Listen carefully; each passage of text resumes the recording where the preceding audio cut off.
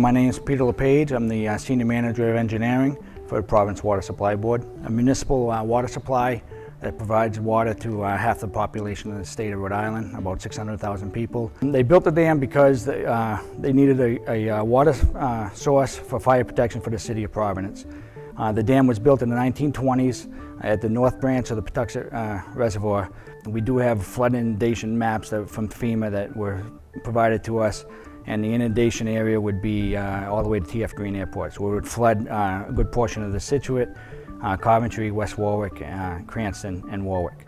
Back in 2010, if you recall the flooding that we had down in the mall area of Warwick, we were releasing 3.9 billion gallons over our spillway. We had no ways of holding back the water. The dam did breach, it would flood. What you saw in 2010, it would be worse than that.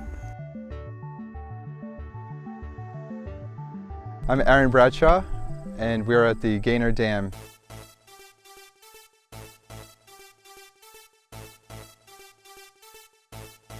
When you do a liquefaction study, you have to figure out, first of all, what type of earthquakes the dam might be subjected to and how big they might be, and then you have to figure out how strong the soil is in the dam and how resistant the soil would be to earthquakes. And so one of the first steps in the process is to go out to the site and make measurements to try to figure out what the strength of the soil might be.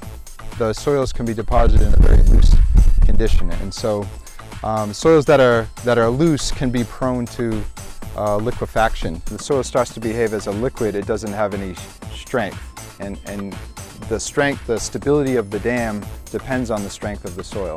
So if you eliminate or reduce the strength of the sand, you could potentially destabilize the dam. Usually in a typical analysis of liquefaction potential, you'd go to a site and you drill borings and you'd make measurements of the soil that way.